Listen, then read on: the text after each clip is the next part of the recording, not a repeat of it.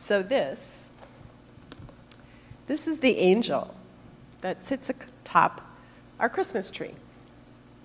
My dad made it for me, I think, when I was 2 or 3 years old. And my mom made me a red dress out of the same material. So I matched my angel. I obviously outgrew the dress, but I've never outgrown the angel. She is a reminder of the enchantment I felt around Christmas as a child. I'm just going to put her here.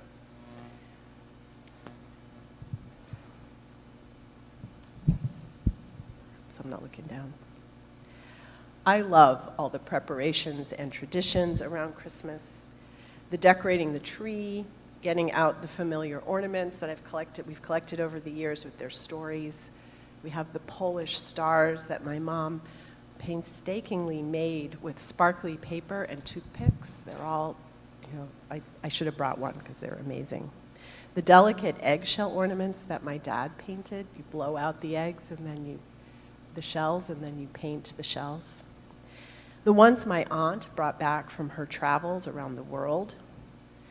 What my mother called the grateful patient ornaments made by my dad's pediatric patients. The many dog ornaments that accumulated over the years. And the clumsy and slightly misshapen ones that I and my sister made in nursery school, at kindergarten, and had proudly given to our parents. The very special string of snowball lights from Sears. And as you probably know, if you know me, in my family, there's baking. Lots of baking. Cookies, holiday breads, candies, and all the stories that went along with them. Like the year we put the pan of caramel in the snow to cool, which it did way too quickly, turning into an 8 by 8 inch weapon of solid butter and sugar. My Aunt Kay, if she was in the country, would always come for the holidays. And we had our Christmas dinner and opened our presents on Christmas Eve, because that is another Polish tradition, until I ruined everything by becoming a minister and having to work on Christmas Eve. And we would have the very not Polish meal of roast beef and Yorkshire pudding, as our close friends who joined us, Madge and Peter, were from England. I'll be honest that my usual enjoyment of Christmas fell off a bit during the pandemic. Our 2 sons are now grown, and it just wasn't the same for them. And Sam was deployed overseas for at least one of those. The world felt like such a mess, and I felt pulled in so many directions that it was hard to get excited about Christmas. We even skipped getting a tree last year. It felt like too much work with everything else we had to do. I'm in the midst of reading Catherine May's new book, Enchantment, Awakening a Wonder in an Anxious Age. And in the opening chapter, she described how I'm feeling. The last decade has filled so many of us with a growing sense of unreality. We seem trapped in a grind of constant change without ever getting the chance to integrate it. Those rolling news cycle, the chatter on social media, the way that our families have split along partisan lines, it feels as though we have undergone a halving and then a quartering, and now we are some kind of social rubble. If there is a spirit of this age, it would look like fear.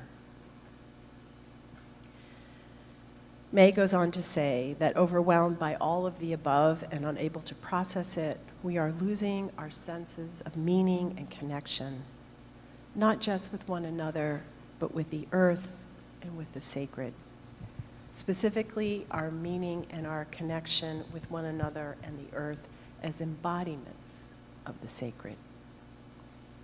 She writes, something has been lost here, vanished beyond living memory, a fluency in the experiences that have patterned humanity since we began.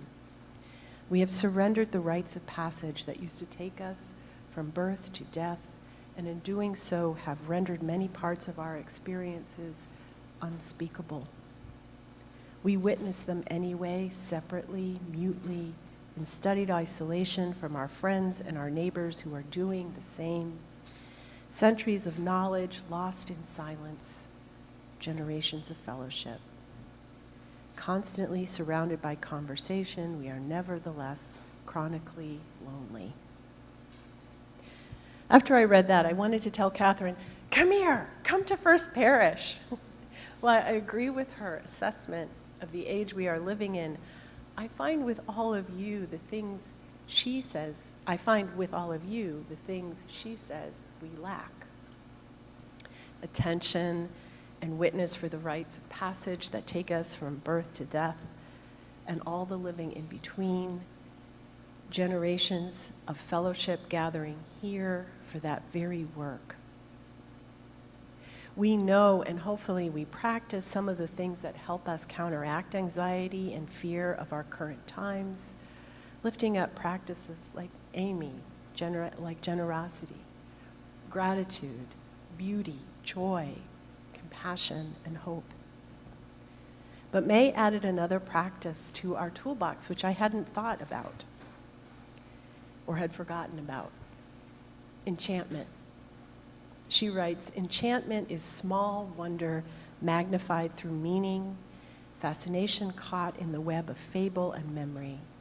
It relies on small doses of awe, almost homeopathic, those quiet traces of fascination that are found only when we look for them. It is the sense that we are joined together in one continuous thread of existence, with the elements constituting this earth, and that there is a potency trapped in this interconnection, a tingle on the border of our perception. It is the forgotten seam in our geology, the elusive particle that binds our unstable matter. It's the ability to sense magic in the everyday, to channel it through our minds and bodies and be sustained by it. When I think about it, Christmas at its heart is about enchantment. Wonders, big and small, that remind us that we are connected by love, by hope, by joy, and by the possibilities of peace. Reindeer fly through the air with a sled full of toys, while Santa somehow gets down the chimney despite his age and girth. The Grinch's heart grows 3 times this day, while Ebenezer Scrooge's soul is saved by the visitation of the 3 Christmas spirits. And of course, there is Linus, who steps in under a single spotlight to tell Charlie Brown what Christmas is all about: the birth of a child who embodied a divine and enchanting love. This year we got a tree, a real tree. Henry picked it out, slightly off kilter, of course, and thus perfect for us. We brought down our box of ornaments that we had not pulled out for a couple of years, and as we put them on the tree, we remembered the set of fruit ornaments Josh and I received as a wedding gift, the one a friend made the December that Sam was born, the Joint Chiefs of Staff ornament that Josh received from his time working at the Pentagon, because who wouldn't want a Joint Chiefs of Staff ornament on your tree? The obligatory dog ornaments, as well as the awkward craft projects made by Sam and Henry. Our newest ornament this year, an ornament shaped like a pierogi, given to Henry by Carla, a story for another time. And of course, the angel on top of it all. She's close to 60 now, a little tattered and worn, but still enchanting, I think.